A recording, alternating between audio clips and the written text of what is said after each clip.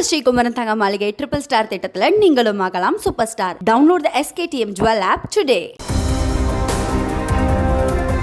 லஞ்சம், ஊழல், பண மோசடி என பொருளாதாரம் சார்ந்த குற்றங்களில் ஈடுபடும் அரசியல்வாதிகள், தொழிலதிபர்களை கண்டறிந்து பிடித்து வருகிறது அமலாக்கத்துறை.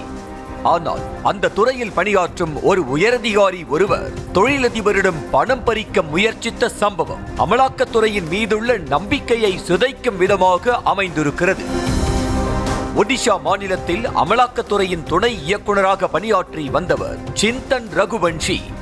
இவர் புவனேஸ்வரை சேர்ந்த சுரங்க தொழிலதிபரான ரத்திகந்த ரவுட் மீதான பண மோசடி வழக்கை விசாரிப்பதற்காக கடந்த மார்ச் மாதம் சம்மன் அனுப்பி உள்ளார். விசாரணைக்கு ஆஜரான தொழிலதிபரிடம் பகதி என்பவரிடம் பேசுங்கள், அவர் இந்த வழக்கில் இருந்து வெளியே வர உங்களுக்கு உதவி செய்வார் என்று அமலாக்கத்துறை துணை இயக்குனர் சிந்தன் ரகுவன்ஷி தெரிவித்திருக்கிறார். ஆனால் பகதியிடம் தொழிலதிபர் பேசிய போது அவருக்கு அதிர்ச்சி காத்திருந்தது. வழக்கில் சொத்துக்களை இணைப்பதையும் சிறையையும் தவிர்க்க வேண்டுமென்றால் 5 கோடி ரூபாய் லஞ்சம் தருமாறு கேட்டிருக்கிறார். கூறிய தொகையை கொடுத்தால் வழக்கை முடித்து வைப்பதாக அமலாக்கத்துறை துணை இயக்குனர் தெரிவித்திருப்பதாகவும் கூறியிருக்கிறார். இவ்வளவு பெரிய தொகையை தன்னால் கொடுக்க முடியாது என்று தொழிலதிபர் தெரிவிக்க ஒரு வழியாக நீண்ட பேச்சுவார்த்தைக்கு பின்னர் 2 கோடி ரூபாய் லஞ்சம் கொடுக்க ஒப்புக்கொண்டிருக்கிறார்.